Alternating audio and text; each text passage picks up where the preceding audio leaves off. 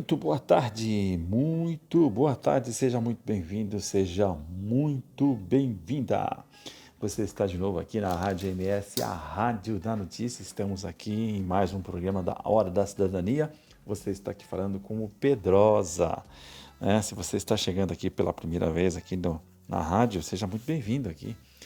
Todo sábado às 14 horas nós estamos aqui na Rádio MS, no programa da Cidadania, trazendo conteúdo, trazendo informações relacionadas aí à Previdência Social. E esse programa, ele sempre tem a perspectiva de trabalhar as questões das informações na ótica de você vigilante, né? Você guerreiro, você guerreira. Mas é claro, eu sempre digo que as informações que eu trago aqui, elas são de cunho geral, são de interesse geral, são difusas, né? E você que não é vigilante, você que não está na área da segurança privada, sem problema nenhum. Você também vai se beneficiar aqui das informações, principalmente desse programa. Esse programa nós vamos trabalhar aqui, já vou começar passando para você aqui as informações que saíram a respeito do INSS no que se refere às perícias, né?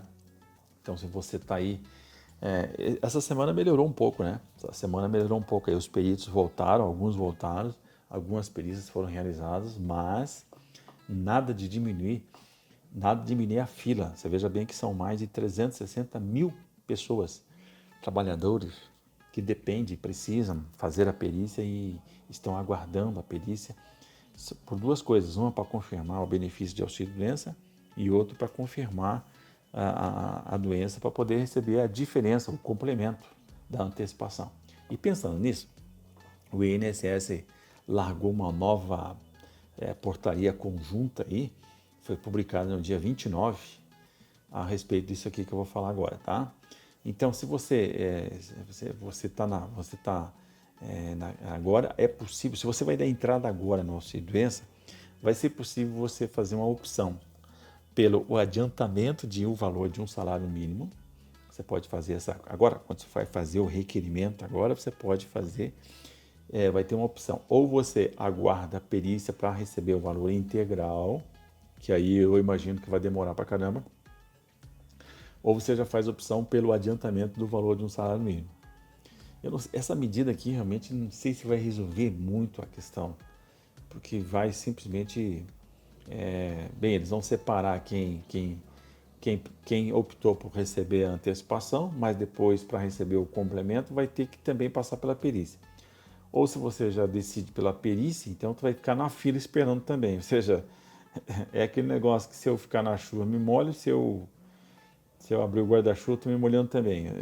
É tipo das decisões, assim, que é tipo dos encaminhamentos que não ajuda nada. Mas, enfim, vai poder fazer essa escolha na hora do requerimento, tá? E a opção, seja pela realização da perícia, ela só valerá para aquelas unidades de atendimento, aquelas agências que estejam com o serviço de agendamento disponível. Então, olha a confusão, né?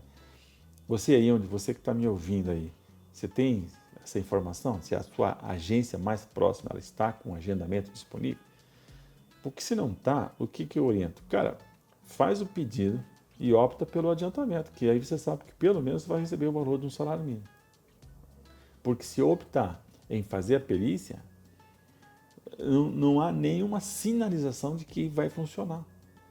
Não tem, é muita perícia para ser feita. E essa publicação aqui, ela orienta, de novo, novamente, a gente sempre falou isso, se você vai optar em fazer a antecipação, então você deve juntar o atestado médico no requerimento, lá no site do meu aplicativo, do meu INSS lá, você vai juntar o requerimento lá, você vai juntar o atestado médico, que deve ser legível e deve ser sem rasura, e ele deve ter a assinatura do profissional ali e o carimbo de identificação. E ter ainda as informações sobre a doença, né? E o Código Internacional da Doença ali. E muito importante que o médico já estime o período de repouso. Que o INSS não está dizendo nada, mas eu estou deduzindo que não pode passar de 60 dias. Então, o médico está dizendo que tem que ser 120 dias. Então não vai funcionar. Você tem que fazer ali, pegar por 60, depois renova por mais 60. tá? Agora, se você vai fazer, se você diz, não, eu posso aguentar esperar essa perícia que vai sair, então essa perícia aí você tem que, aí você pode pegar o atestado completo, daí com 120 dias, tá? Mas eu não sei não, eu acho que não vai funcionar, tá? Essa portaria ali, ela retirou aquela ilegalidade que eu falei, se você me ouviu aí nas outros programas, eles tinham criado uma barreira, um obstáculo, né, que seria o quê? Que antes só poderia requerer a antecipação do auxílio-doença o segurado que residisse em município localizado a mais de 70 quilômetros de uma agência com serviço de perícia disponível. Então agora acabou isso aí. Eles corrigiram essa irregularidade, essa ilegalidade que tinha ali, tá? Agora, deixa eu te falar, se você já recebeu uma resposta negativa, você pode entrar nessa nova modalidade e fazer a opção. Se você ainda está aguardando alguma manifestação, que você já fez o pedido de auxílio-doença antes, você não pode migrar para fazer essa opção. Então, você veja que né, o INSS não está conseguindo resolver essa parada, tá? Ele não, essa embrolha aqui dos auxílio-doença está difícil de ele fazer, né? O que ele devia fazer? Ele devia ser o seguinte, cara, eu vou pagar. Eu vou pagar quem fez o pedido aqui pelo atestado médico, eu vou olhar aqui e vou pagar, né? Então, se você já teve, se você está na outra situação, que você já recebeu o valor do auxílio-doença, né, até dia 2 de julho, tá, e você não teve o pedido de prorrogação, então o INSS está dizendo que ele vai pagar a diferença em outubro. Tá? Nós estamos hoje, já é dia 3 de outubro. Então, tem um mês aí, ele diz que vai pagar isso de forma automática, sem realização da perícia. Tá? Ele vai se livrar de um monte de gente. Se ele fazer isso, ele vai se livrar de um monte de gente aí. Então, se você fez o pedido, recebeu a antecipação, mas não pediu a prorrogação, então, né, aí você vai estar dentro dessa realidade ali e aí é só torcer que dê certo para receber receber ainda no mês de outubro aqui o complemento. Agora, para resolver esse problema ainda aqui que a gente está dizendo, aí no dia 30 de setembro, saiu, ainda essa semana, saiu o quê? Que o Tribunal de Contas da União, ele estava aguardando um plano para poder realizar a tal da perícia por telemedicina. Aí eu comecei a ver que pode ser uma solução. Porque olha bem, agora no período da pandemia, foi autorizado aí, o Conselho Nacional de Medicina autorizou a possibilidade de fazer a consulta médica por conferência online, né? Você abre lá o teu dispositivo e você conversa com o médico, faz uma conferência ali, faz uma conferência online e o médico vai fazer uma consulta e está tudo certo, é possível. Só que as perícias não estavam autorizadas. Então aí o Tribunal de Contas da União, ele aguarda que o INSS elabore até dia 5 um protocolo para a realização das perícias médicas por telemedicina, né, pela internet. Então, como é que vai funcionar? Eu estou imaginando aqui que vai funcionar que você vai entrar num dispositivo que o INSS vai fornecer e na hora X ele vai te chamar para fazer a perícia, né, para verificar aí como é que você está aí, conversar com você, já tem os atestados do médico e tal, e vai ser o momento de falar, né? Vai ser o momento de falar ali e demonstrar como é que está a situação. Então o médico com isso aí sim eu acredito que é possível de acelerar, né? Porque acelerar aí os processos de complemento e aqueles que estão aguardando o primeiro despacho, tá? O ministro Bruno Dantas, né, ele disse que é preciso ter alternativas às perícias presenciais, porque até que o atendimento das agências seja retomado por completo, isso vai ser só possível no ano que vem. Que nós estamos aqui há 2 meses e outubro, novembro, outubro inteiro, novembro, e aí você entra no dezembro, E aí é um período ruim pra caramba, porque até o dia 18 de dezembro as coisas funcionam, depois não funciona mais.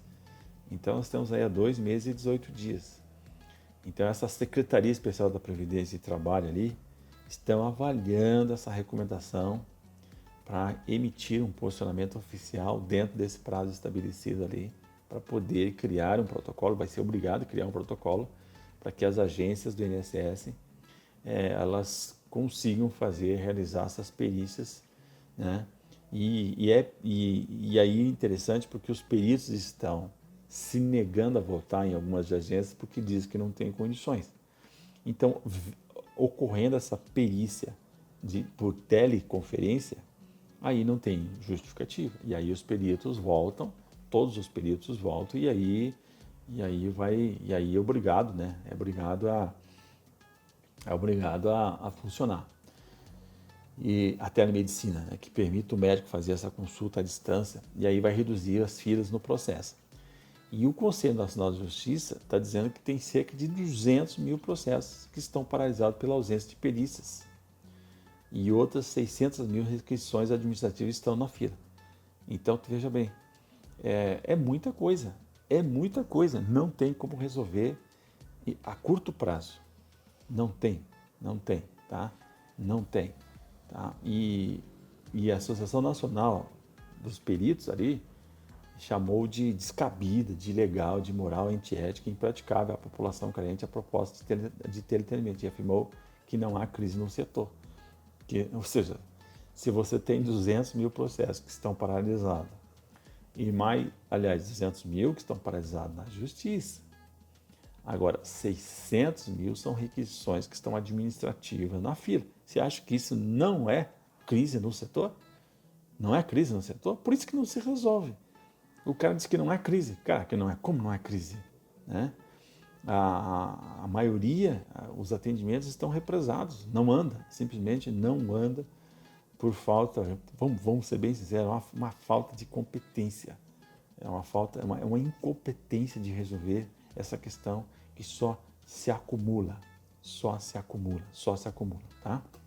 Então, vamos aguardar aí semana que vem que a telemedicina ela evolua e aí é possível aí o segurado não precisa se deslocar na agência e os peritos todos vão voltar a trabalhar, porque aí não tem o risco que eles estão dizendo que tem, né? E aí vai evoluir os benefícios aí de auxílio-doença, auxílio-acidente, os benefícios de prestação continuada, as aposentadorias por invalidez que precisam da perícia para poder evoluir, né? E então vamos aguardar aí na próxima semana para a gente poder conversar, para a gente poder talvez trazer uma boa notícia, né? Uma boa notícia ali para você, tá legal? Muito bem, muito bem. Vamos dar sequência aqui. Vamos dar sequência. Vamos dar sequência aqui respondendo. Eu vou responder uma pergunta aqui. Vamos sair um pouco agora aqui do auxílio-doença, né? Vamos sair aqui um pouquinho do auxílio-doença aqui para poder ir para outra notícia aqui, outra conversa. Eu recebi uma sugestão que era para mim dar alguma orientação, alguma dica para você que está fazendo o seu currículo, né? Então, isso serve para você que está na área da segurança privada. Então, o que você faz? Você pode entrar. Eu tenho um canal, eu tenho vários canais no YouTube, mas eu tenho um canal que é Sucesso na Segurança Privada, que é focado exatamente para aquele vigilante que está desempregado, aquele vigilante que saiu, quer se recolocar no mercado, perdeu o emprego, quer se recolocar no mercado, ou para você que terminou o curso de vigilante, ou para você até que está pensando em fazer o curso de vigilante e tal. Então, se você entrar lá no canal Sucesso Segurança Privada, você vai, qualquer vídeo lá que você assista, você vai acessar o link de um e-book com 11 dicas de ouro de como você fazer o seu currículo. Então, tem 11 dicas de ouro lá de como fazer o currículo. E uma coisa é certa, você tem que fazer um currículo diferente para empresas diferentes. Você não pode fazer um currículo igual para empresas que são diferentes. Senão você já vai começar um erro, tá? E a pergunta era como é que podia responder a pergunta dos pontos fracos. E aí eu organizei aqui para passar para você agora. Nós para entrar nesse outro assunto aqui, tá? Como é que você responde a pergunta ali? Quais são os seus pontos fracos? Você sabe responder? Quais são os seus pontos fracos? Né? Então, se você quer ter êxito na vida profissional, se você quer fazer sucesso na segurança privada, você tem que saber responder essa pergunta aqui, tá? Eu vou, então, se você quer surpreender na entrevista, se você quer ser diferente, se você quer se destacar, né, na multidão de vários que estão atrás da mesma vaga que você, tá? É muito importante você saber, primeiro, fazer o currículo, que você vai baixar lá as 11 dicas. Depois, por que serve o currículo? O currículo serve para você conseguir uma vaga.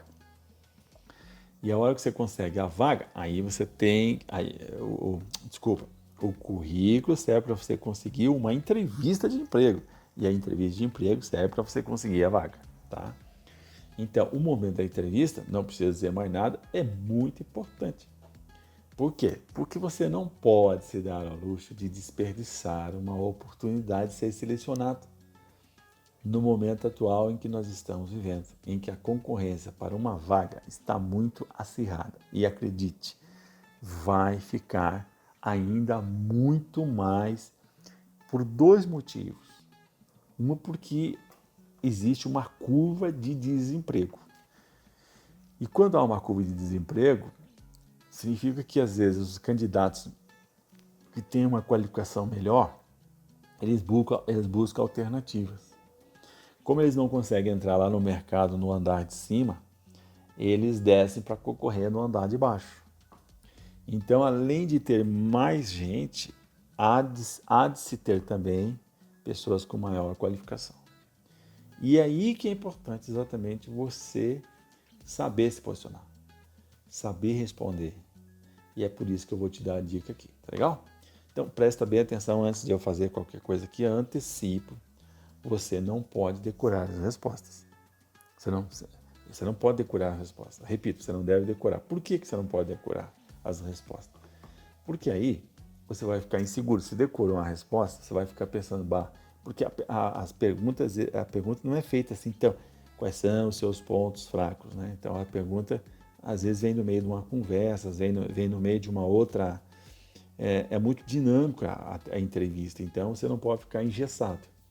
E quando você decora, você vai ficar inseguro, você vai ficar nervoso. E na hora H, na hora que vem, o entrevistador vai perceber que você não está sendo natural. Então você tem que ser natural, ser o mais natural possível, né? Você não vai falsear, tá? Então o que você deve fazer? Antes de tudo, é necessário você entender que para ter um resultado positivo, o que é o resultado positivo? É você se sair bem na entrevista, tá? Você se sair bem na entrevista. Você conseguir repassar suas ideias, conseguir passar quem você é, conseguir passar sua energia, conseguir passar sua mensagem, conseguir demonstrar que você tem condições, tem possibilidade. Então, isso que eu chamo de ter um resultado positivo, né? Você se sair bem. Não quer dizer que às vezes você pode se sair bem e não ser contratado, não ser chamado. Mas não é perdido isso. Porque cada vez que você faz uma entrevista, você melhora.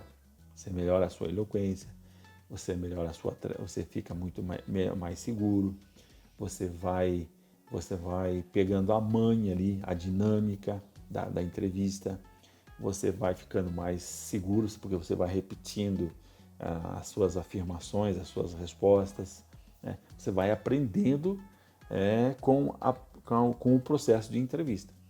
Então, agora é importante entender que para você conseguir ter sucesso na entrevista de emprego, 90% depende da preparação que você fez antes de chegar neste momento, antes de você chegar no dia D da entrevista.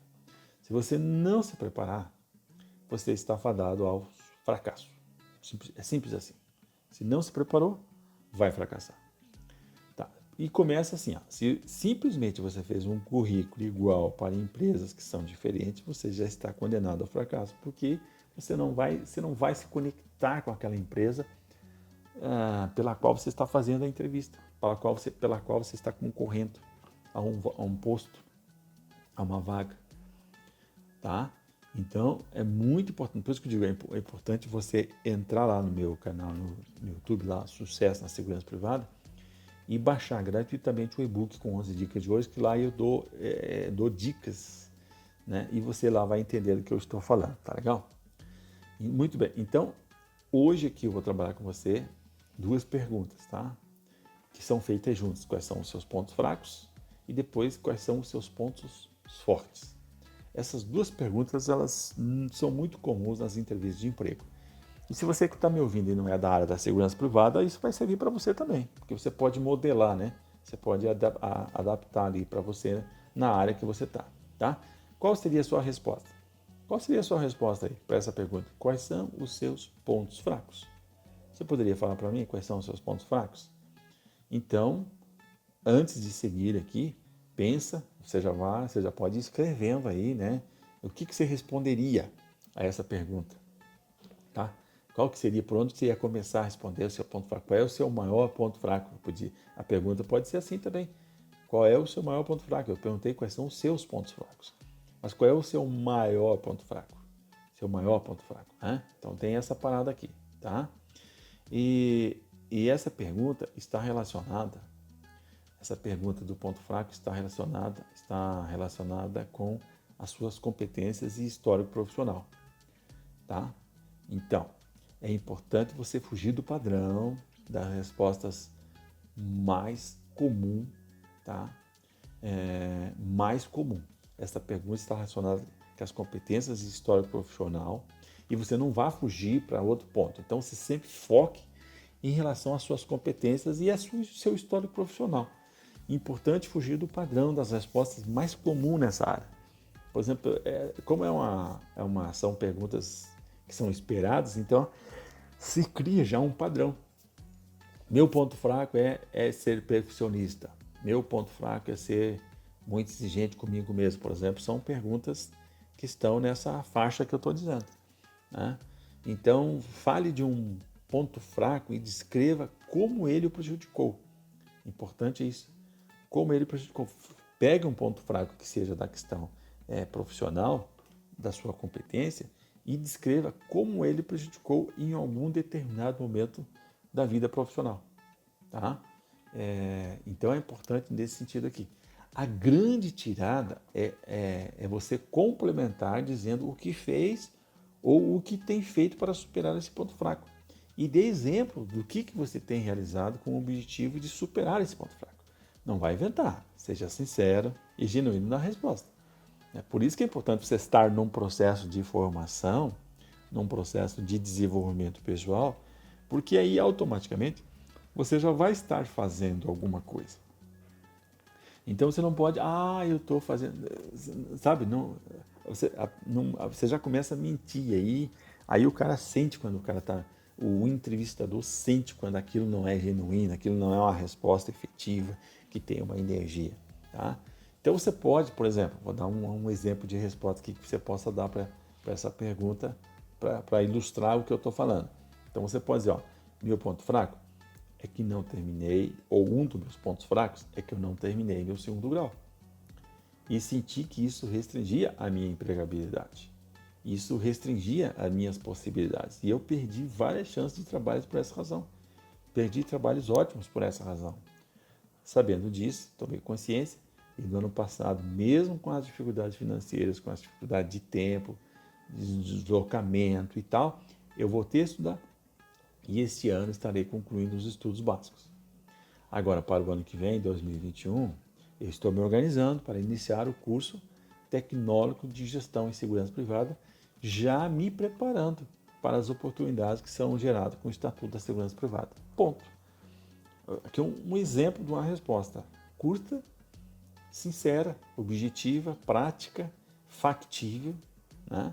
E se você, então você tem que modelar num negócio, numa situação que você esteja fazendo, numa situação que você esteja fazendo, que você modela para algo que você realmente, efetivamente esteja fazendo e tu vai falar isso, tá? O importante só é você entender que você tem que ser genuíno, você tem que ser sincera, você não pode mentir e tal. Mas é importante entender que o ponto fraco não pode comprometer a sua entrevista.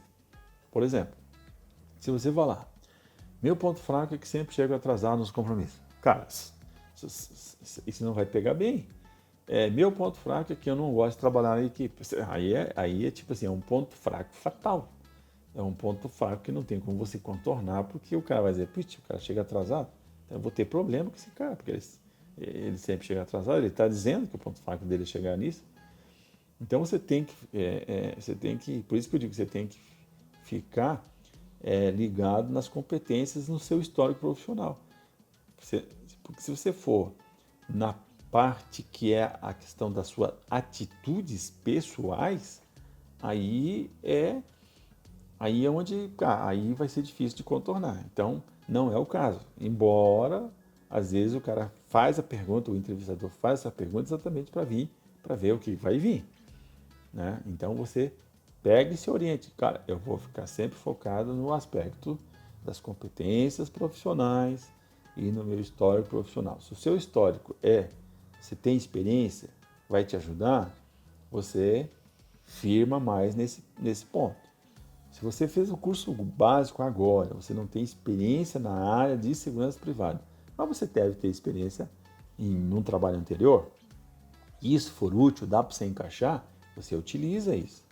Né? Então, agora que você já tem a orientação básica desse item, então é a hora de treinar.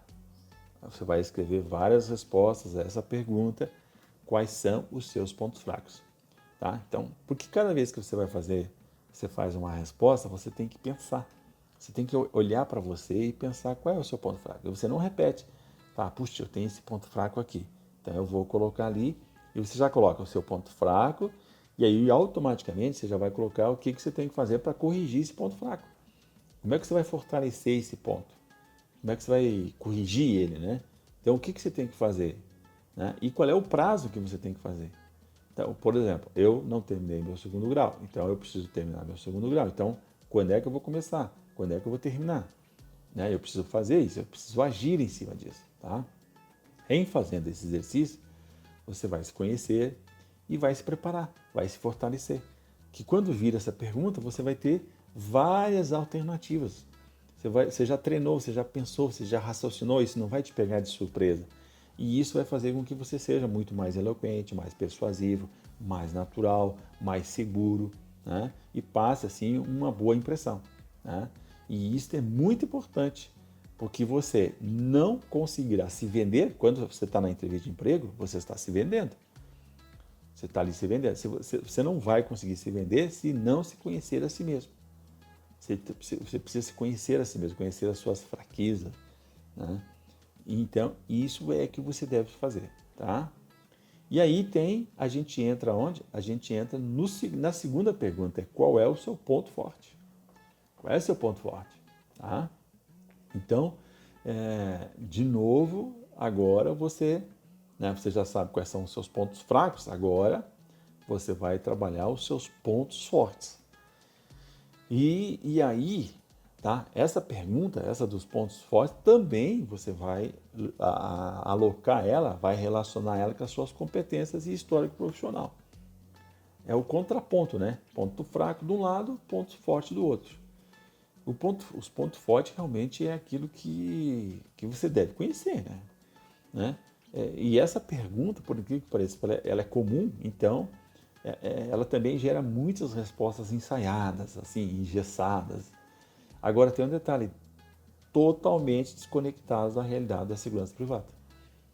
Outra questão muito importante é você ficar conectado sempre com a realidade da segurança privada. Então você tem que entender a realidade da segurança privada. E aí você tem que fugir do padrão. Você tem que fugir do padrão, sempre fugir do padrão. Sempre quando você entrar num padrão, você está entrando num caminho que muitos estão fazendo. E você tem que ser diferenciado da multidão. Então você tem que o quê? Descrever os seus pontos fortes, citando realizações e soluções que conseguiu na sua experiência profissional, nas empresas pela qual você prestou serviço. Tá? Então você já tem experiência? Então você olha lá a experiência que você teve e veja que solução que você fez lá, que atuação que você fez, que foi assim uma coisa sua, sabe? Foi uma criatividade sua, foi uma experiência que você contribuiu e que solução que você fez. As empresas querem saber muito isso. Os problemas das empresas, de empresas de segurança privada, por exemplo, elas são muito semelhantes. Então, quando você pega uma experiência que você já teve, você fez, você agiu, você realizou uma solução que resolveu um problema, provavelmente vai interessar muito para essa outra empresa que está te contratando. Porque esses são problemas rotineiros nas empresas. Tá? As empresas de segurança privada elas têm problemas comuns e são problemas rotineiros que está sempre ligado nos postos de serviço. Então você procura sempre focar nos postos de serviço. Porque o problema de uma empresa de segurança privada está onde? Nos postos de serviço. Uma empresa é grande ou pequena pelo tanto de postos de serviço que ela tem. Então, as encrencas e as soluções e os benefícios e as vantagens e tudo que possa existir numa empresa de segurança privada, é nos postos de serviço. Então, você tem que ser especialista em focar soluções, realizações e descrever, né, os seus pontos fortes linkado com as questões da segurança privada nos postos de serviço. Tá? Agora, se você estiver entrando agora no mercado de trabalho, você não tem essa experiência, sem problema.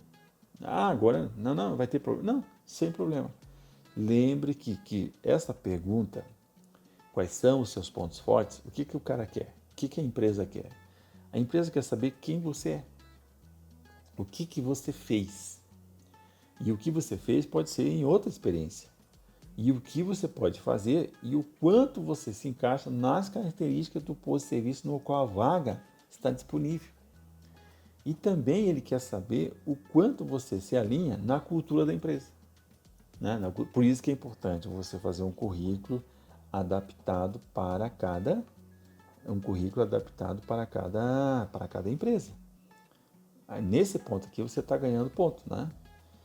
Como eu sempre digo, o sucesso na entrevista de amanhã que você vai fazer começa com a sua preparação hoje. Então, se você não estudou a empresa, se você não procurou descobrir qual é a característica da vaga, você já vai estar perdendo, tá? Então, você tem que fazer o dever de casa. Você tem que estudar a empresa na qual você vai fazer a entrevista e você vai fazer isso, sabe quando? Lá, quando você vai fazer o currículo para deixar lá. Você já vai fazer o currículo adaptado para aquela empresa. E você vai depois buscar informações prévias, né, sobre o local de trabalho, sobre o posto de serviço que está sendo colocado disponível, pela qual você está sendo selecionado. É uma agência bancária? É uma realidade. É uma portaria de uma empresa X? É a outra realidade. É uma instituição pública, você vai trabalhar lá na segurança, pode ser até na recepção, na portaria de uma instituição pública, é outra coisa. É no shopping center, é outra coisa. Cada posto de serviço tem as suas dinâmicas, suas características, as suas complexidades. E é importante você entender isso, porque você linkar as suas respostas exatamente você se imaginando lá naquele posto, imaginando como é que você vai dar soluções para aquilo, tá? Enfim, na resposta você sempre tem que demonstrar que entende os desafios do posto de serviço e que você tem as competências técnicas para enfrentá-los, gerando o quê? Satisfação ao tomador de serviço, minimizando as possibilidades da empresa ser envolvida em processo de indenização ou em processo de insatisfação. Você vai facilitar, gerando, se você vai gerar a satisfação do tomador de serviço, você vai facilitar a renovação do contrato. E muito importante, você vai gerar valor para o tomador de serviço, que vai passar também a falar bem da empresa e vai gerar novos contratos, que é tudo que a empresa quer, que o seu nome seja propagado como uma referência de qualidade e excelência na prestação de serviço, tá? Então, um exemplo de resposta que você pode dar, um exemplo. Você pode dizer, quando o cara perguntar, quais são os seus pontos fortes, qual é o seu maior ponto forte? Você vai dizer, o meu ponto forte, ou o melhor ponto forte, ou um dos meus pontos fortes é que eu sou preparado tecnicamente para exercer a minha função legal, seguindo as linhas de atuação previstas nos deveres legais do vigilante e com isso gerar a satisfação do tomador de serviço. Pronto, você falou um negócio bem denso, curto objetivo e técnico. E veja que o uso dessa linguagem técnica ela vai atrair a curiosidade do entrevistador para você. E ele não vai se aguentar, porque ele vai estar raciocinando o seguinte: cara, esse cara aí decorou essa frase aqui, essa oração, essa frase aqui, e, e eu vou pegar ele agora.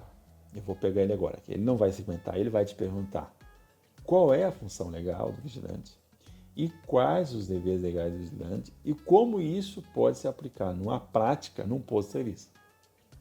Né? Como é que isso se aplica na prática num posto de serviço.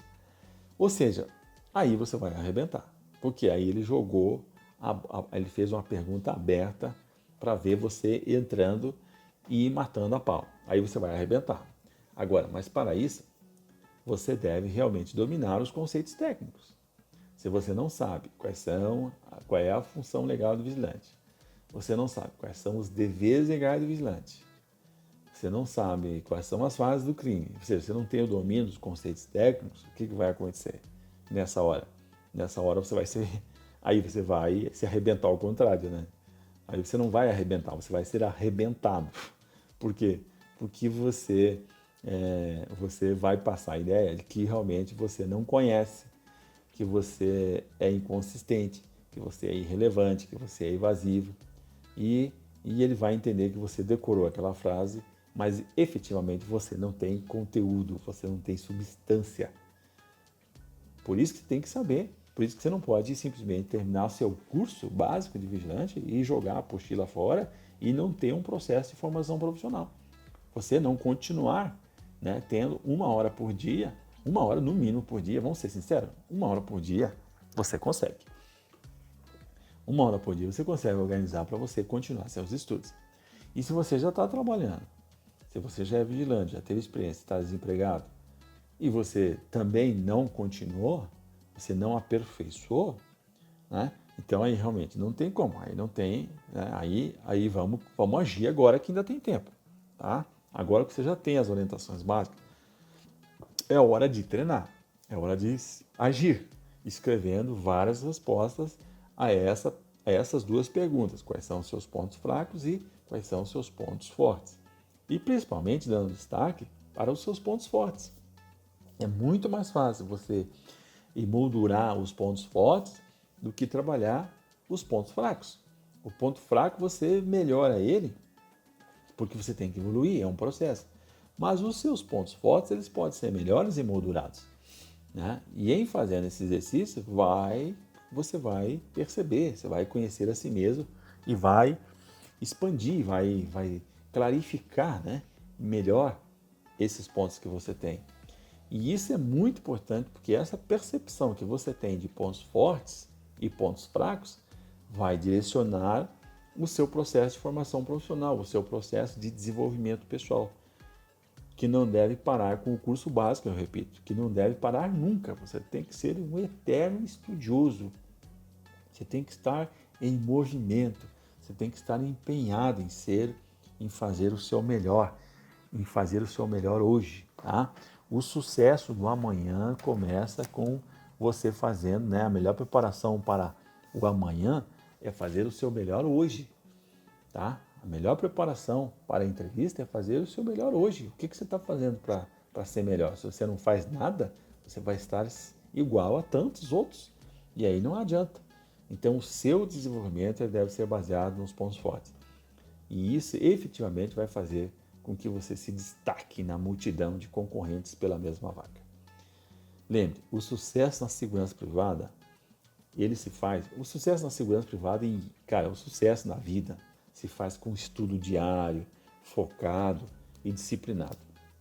Não existe atalho, não existe caminho fácil, não existe sorte, tá? Existe trabalho.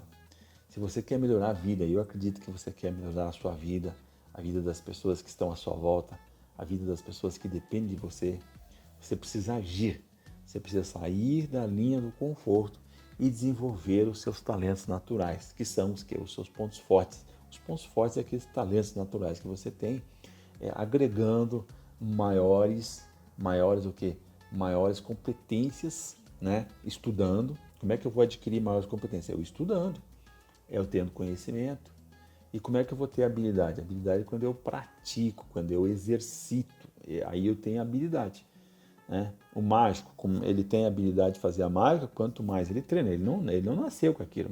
Talvez ele tenha o talento para fazer aquilo, mas ele precisa adquirir os conhecimentos para poder fazer os truques ali. E quanto mais ele repete aquilo, né? Se ele tiver um talento natural, ele vai conseguir. E mesmo que ele não.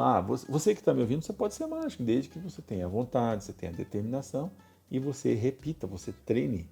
Aí você vai adquirindo a competência, você tem a competência e a habilidade. Né? Você tem eficiência, né? Habilidade é você ter eficiência. E a eficácia é você ter o conhecimento daquilo. Tá legal? Gostou? Gostou dessa parte aqui que a gente conversou? Diferente, né? Bem diferente do que a gente está acostumado a fazer, não é mesmo? E então tá. Então fico esperando, espero que você tenha gostado dessa parte mais de conteúdo profissional, né? Conteúdo profissional aqui, ok? Vamos dar sequência aqui agora, respondendo algumas perguntas aqui relacionadas ao tema 1031, né? A pergunta era se o tema 1031 vai facilitar a aposentadoria especial do vigia. O tema 1031, se você não sabe, é que o STJ iniciou o julgamento sobre a possibilidade do reconhecimento da atividade de vigilante como especial. E esse julgamento foi suspenso com 4 votos favoráveis e deve ser encerrado aí. E deve ser encerrado aí esse ano. Vamos torcer que seja assim, né? E aí, o vigia, ele pode ser beneficiado com essa decisão? Então vamos entender, né? Vamos entender como é que acontece isso, tá? Só para dizer que a decisão do STJ ela foi adiada por um pedido de vistas e tem 60, e a Suzete, a ministra Suzete que pegou lá, ela tem 60 dias para devolver, tá? Mas praticamente já confirmou o que? A periculosidade como fator de risco a ensejar o direito na aposentadoria especial. E foi colocado uma condição, desde que não seja, e é bem razoável, né? Desde que não seja intermitente nem casual. Intermitente é assim, o cara entra e sai da área de risco, pode dizer, né? E casual é tipo assim, uma vez por semana. No caso do vigilante não é problema, porque o vigilante, a jornada de trabalho dele, o exercício da função do vigilante, que é impedir a inibição criminosa, já faz com que realmente seja de forma habitual e permanente a sua função, o seu risco, né? E o que na verdade está sendo decidido lá envolve a profissão do vigilante, mas bem poderia ser a profissão de vigia. Porque o vigia, assim como o vigilante, era considerado especial até a data de 28 de abril de 95. E depois de abril de 95 não foi reconhecido mais a periculosidade e por isso que o vigia e o vigilante ficaram fora. Tá? Então a decisão que ainda não terminou, ele já abriu um precedente para que o vigia também seja contemplado pela periculosidade como fator de risco, mesmo não tendo a profissão regulada por lei, como é o caso do vigilante que integra o segmento da segurança privada. Né? Que o vigilante tem lá a lei 7.032, tem toda a regulamentação. Agora isso não impede, por quê? Porque a periculosidade ela pode ser comprovada, né? Se você trabalha exposto a risco de periculosidade, você vai, através do perfil criptográfico evidenciário ou qualquer outro meio de prova lista, demonstrar, comprovar que existe a periculosidade e aí está tudo certo. A periculosidade é o risco de haver ofensa à integridade física e à vida e nesse sentido e o vigia que a gente está respondendo aqui, o vigia também é contemplado, tá? Então, agora, isso é fato também ajuda o vigilante, que tem período de vigilante, mas também tem período de vigia. É muito comum, né? Às vezes o vigilante ele não consegue entrar no mercado como vigilante e ele acaba trabalhando, acaba trabalhando acaba trabalhando por, acaba trabalhando como vigia, né? Acaba trabalhando em outra empresa que não seja a empresa de vigilante e acaba trabalhando como vigia. E aí o que acontece? Não estava, né? Então não estava assim, não, o vigia trabalha numa função que não é regulamentada por lei, ao contrário do vigilante, que tem uma lei que regulamenta a profissão, tá certo? Mas o vigia, ele tem como é que chama lá? Ele tem um código de função, né? ele tem um código de função. O vigia, inclusive, é mais antigo que o vigilante, porque o vigilante é de 83 e o vigia já é anteriormente, já é reconhecido, assim na carteira, né? Tem um código que eu esqueço agora aqui, não está me ocorrendo, tá? Então, o que você deve fazer, você que está me ouvindo como vigilante? Você vai verificar todas as possibilidades de tempo de serviço que tem, tá? E isso leva relativo tempo, tá? Você tem que verificar todas as possibilidades de serviço que você tem como vigilante, como vigia, né? E como tempo rural, como o tempo que você trabalhou como autônomo, como você foi contribuinte individual, se você trabalhou sem carteira, se você trabalhou exposto à insalubridade, tá? Que o tema 1031, ele pode demorar um pouco ainda, mas você já pode ir providenciando seus documentos para já estudar a sua situação previdenciária e aproveitar os efeitos do tema 1031, tá? E se você tem dificuldade em relação a isso, você pode contar comigo, a gente vai contribuir com você. Você pode entrar lá no canal Pedrosa Providência e qualquer vídeo meu lá tem o link que você acessa o atendimento online nacional de qualquer lugar do Brasil. Você pode falar comigo, a gente pode encaminhar o seu pedido no INSS, pode analisar, pode fazer a contagem, né? Ou seja, a gente vai te ajudar em você ter na sua mão, você tem que ter na mão a sua realidade previdenciária. Você não pode ficar assim, qual é a minha situação previdenciária e você não saber. Você tem que ter ela na mão. Por quê? Porque várias coisas podem acontecer. E o seguinte detalhe, a não ser que você tenha, a não ser que você pague um plano complementar de previdência, mas se você não fazer isso, o INSS, a situação tua na Previdência Social é única. Ou seja, para que serve a Previdência? Exatamente é como se fosse um seguro a te dar suporte para os infortúnios que podem ocorrer. Então, é certo que você vai chegar numa idade e não vai poder trabalhar. Então, é o caso da aposentadoria. É certo que daqui até lá, muitas outras coisas podem acontecer, que ninguém está livre de um infortúnio. Qual que seria esse infortúnio? Uma doença. Você pode ficar uma doença, e aí, cara? Mas é uma doença que você vai e volta? É uma doença que você se afasta, sai e volta? Ok, mas pode ser uma doença daquelas doenças graves, aquelas que vão gerar o quê? Aposentadoria por invalidez. E fora isso, pode ocorrer também o infortúnio de um acidente. Ninguém está livre de um acidente. E esse acidente causar o quê? Também um afastamento. E você se tratar e voltar, ok. Mas pode também ser um acidente que cause um malefício que lhe retire a capacidade de trabalho, que vai gerar aposentadoria por invalidez. Também pode ser um acidente que vai gerar uma redução da sua capacidade de trabalho. Então, você também tem o benefício do auxílio acidente para isso. E, Deus o livre, vamos bater na mesa 2 vezes, mas pode acontecer um infortúnio mais grave, que você parta dessa para uma melhor, como diz o caboclo, vai partir dessa para uma melhor, e aí como é que vai ficar a sua família? Como é que vão ficar seus dependentes?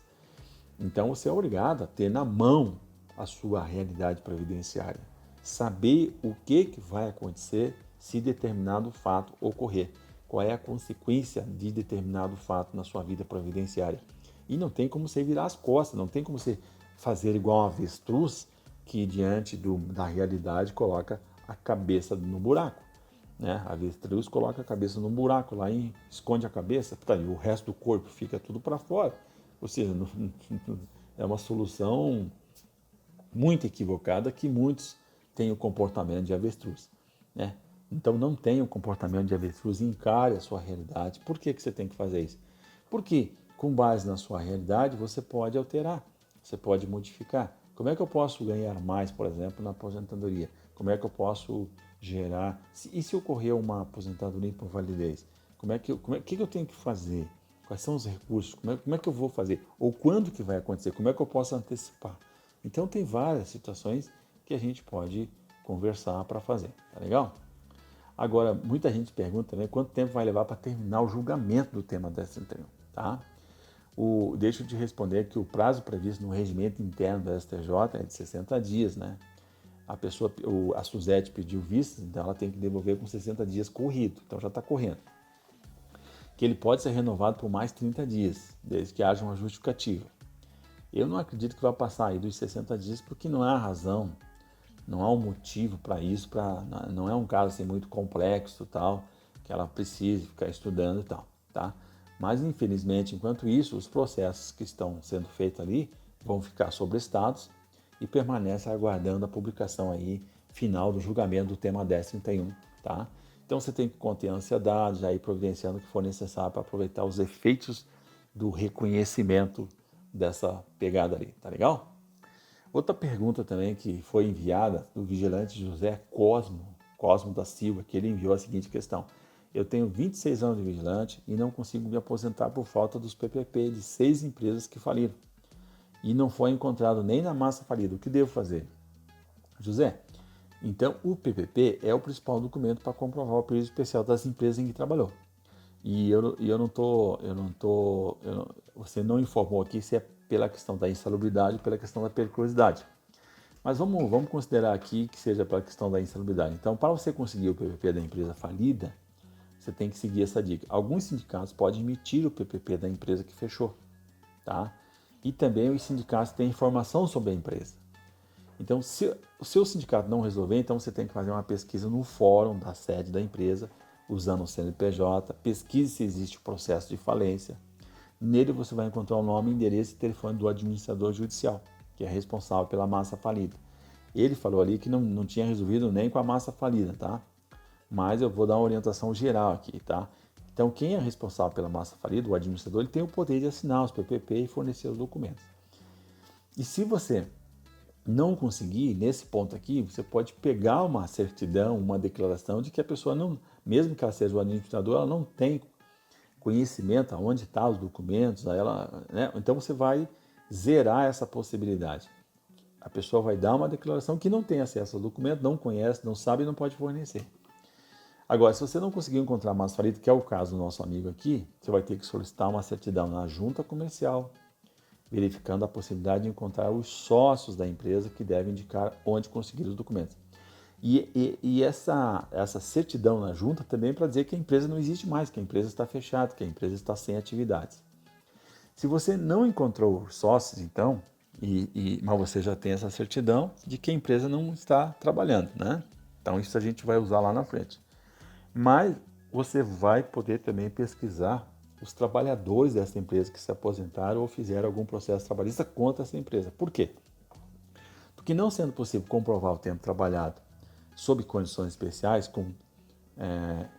não sendo possível comprovar o tempo trabalhado sob condições especiais, com testemunha que trabalharam junto com você, ou de empresa, ou de pessoas que sabem informar as condições de trabalho em que trabalhavam, então as testemunhas elas devem ser usadas, tá? Então as testemunhas elas devem ser usadas junto com o laudo por similaridade, que é feito por médico de trabalho em uma empresa semelhante à que trabalhava. Por isso que é importante você saber as pessoas que trabalharam nessa empresa sua, para elas servir de orientação para o perito que vai fazer a perícia numa empresa semelhante à em que você trabalhava. Porque ele vai fazer isso baseado nessa consulta que ele vai fazer, né? Nessas provas testemunhal, tá? E essa comprovação ocorre por meio de justificação administrativa lá no INSS. Você juntou tudo isso, aí vai fazer um pedido junto com a aposentadoria dessa justificação para você justificar esse tempo que você não achou o PPP, tá? Agora, se o PPP é para o período de vigilante, aí fica mais fácil, tá? Aí vai ficar bem mais fácil, porque aí o vigilante, você só vai ter que comprovar que trabalhou na função usando provas indiretas, como por exemplo folha de pagamento, fotografias, cópias de livro de registro do posto, o crachá da empresa e também a prova testemunhal de que seu trabalho era habitual e permanente, tá? Você também tem alguma dificuldade em relação a esses encaminhamentos? Você está nessa situação? Você pode aí acessar também o nosso link que eu falei aqui no. Entra lá no canal Pedrosa Previdência, tem qualquer vídeo lá. Aí tem o link lá do escritório do atendimento online, de qualquer lugar do Brasil. Fala comigo se você tem alguma dúvida nesse sentido. A gente vai te ajudar. Fala com a minha equipe aí, sabe? Não é que eu vou atender todo mundo, porque é muita gente. A gente atende mais de 500 vigilantes por semana. É muita gente, cara. É muita gente, muita gente. Mas a gente tem uma equipe grande, uma equipe competente, especializada, e a gente vai te ajudar. Tá legal? Tranquilo? Muito bem. Estamos chegando ao final aqui. E E eu vou aqui passar aqui, deixa eu ver se eu consigo aqui. Nossa, tem várias perguntas que me mandaram aqui, mas agora eu vou deixar para o próximo programa, tá?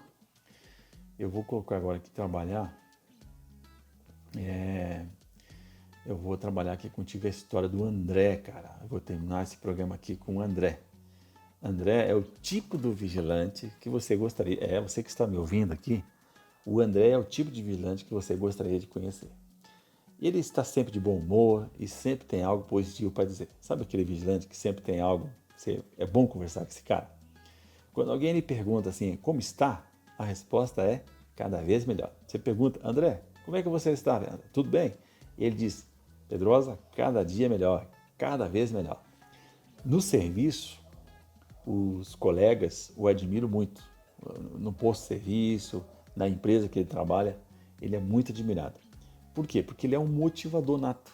É da natureza dele motivar as pessoas. Sabe aquele dia ruim, que nada dá certo? Todo mundo passa por isso, não é mesmo?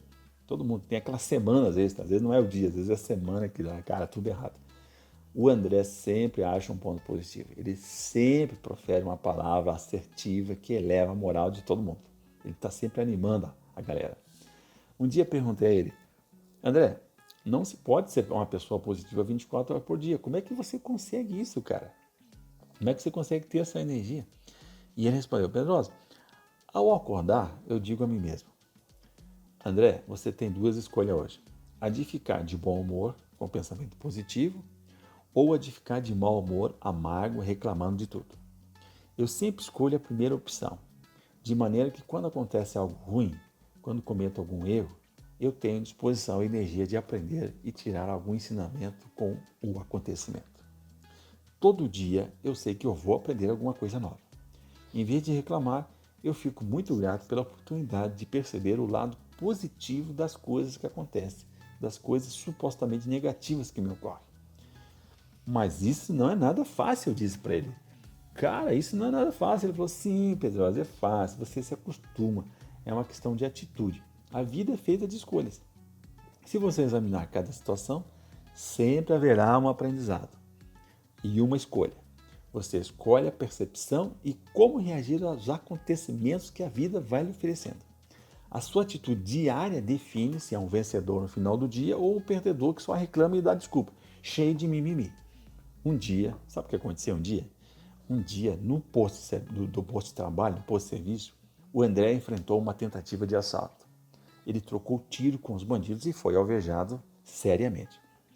Foi socorrido, passou por cirurgia e tratamento intensivo, ficando no hospital por semanas. Por mais de 60 dias ele ficou. Quando eu recebi alta, eu fui lhe visitar. Ao me encontrar com ele, eu fui logo perguntando, André, me conta aí, como é que você está?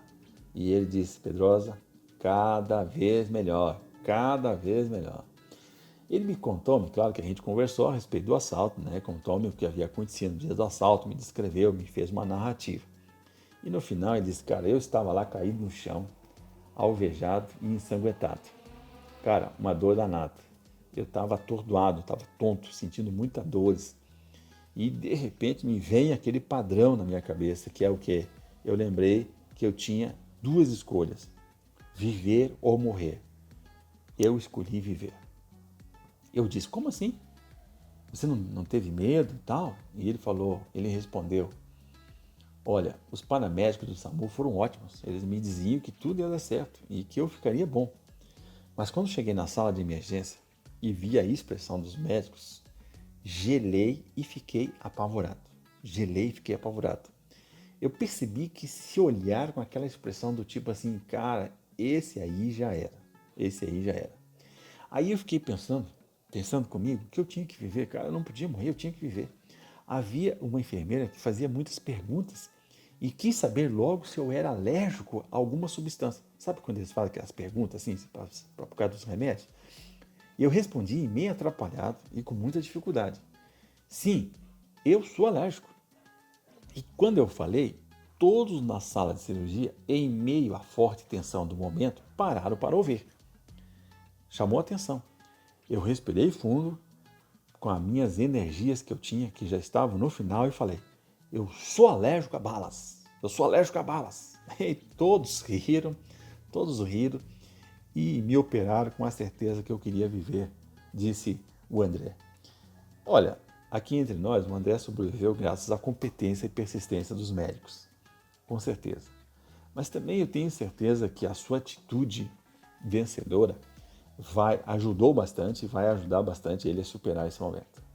A questão não é o que a vida faz conosco realmente, mas o que fazemos para a vida ser melhor.